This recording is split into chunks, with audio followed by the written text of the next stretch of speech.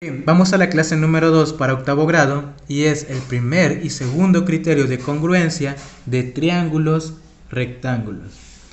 Para el primer problema nos dice que demostremos que si en los triángulos rectángulos ABC y A'B', C' se cumple que el ángulo CAB es igual al ángulo CA'A'B', el ángulo ABC es igual al ángulo A'B', C', que es igual a 90 grados, así como el lado AC es igual al lado A'C', entonces los triángulos ABC son congruentes con el triángulo A'B', Entonces lo que vamos a hacer es, tenemos nuestros triángulos acá ya dibujados, el triángulo ABC y el triángulo A'B', C', y lo primero que nos están diciendo es que el ángulo A es igual al ángulo A'. Es decir, estos dos ángulos de acá son iguales. Lo tengo acá expresado. También nos dice que el ángulo B es igual al ángulo B' y el lado AC es igual al lado A'C'. Bien, analicemos de la siguiente forma. Como tienen sus ángulos iguales, como ya dije, estos dos y estos dos, el ángulo C y C' automáticamente van a ser iguales. Entonces, teniendo dos ángulos iguales en estos triángulos, es decir, el ángulo A' con el ángulo A y el ángulo C con el ángulo C', a su vez que su lado correspondiente entre ellos es igual, por el criterio ALA, estos dos triángulos rectángulos son congruentes, es decir, ABC es congruente con el triángulo A'B', C', simplemente por el criterio ALA.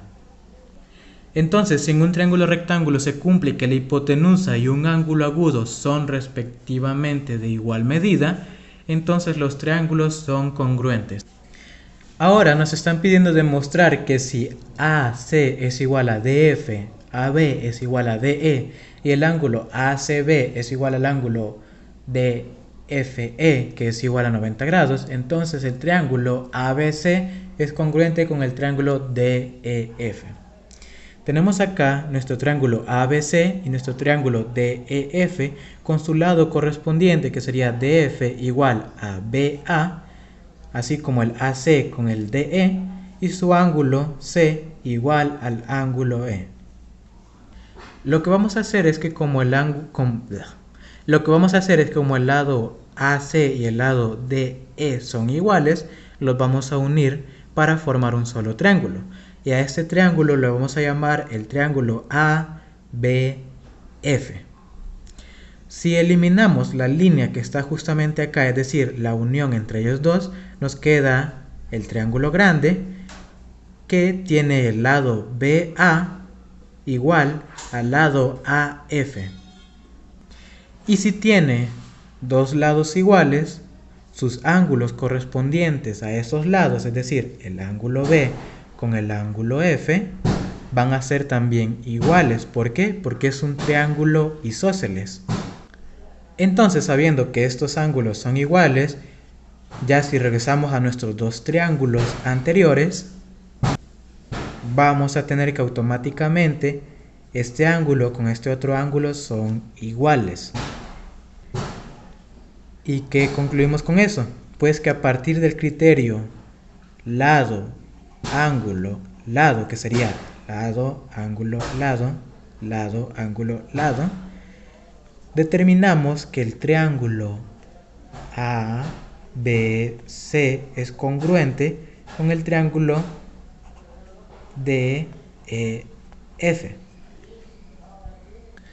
Entonces, los criterios de congruencia de triángulos rectángulos, y es que en dos triángulos rectángulos van a ser congruentes si se satisface alguna de las siguientes condiciones: que la hipotenusa y un ángulo agudo son respectivamente de igual medida, y la hipotenusa y un cateto son respectivamente de igual medida. Si una de esas dos se cumple, pues sabemos que son congruentes. No olvidar que el lado largo que está en diagonal, por decirlo así, es la hipotenusa, y los lados rectos adyacentes al ángulo de 90 grados, o el ángulo recto, son catetos.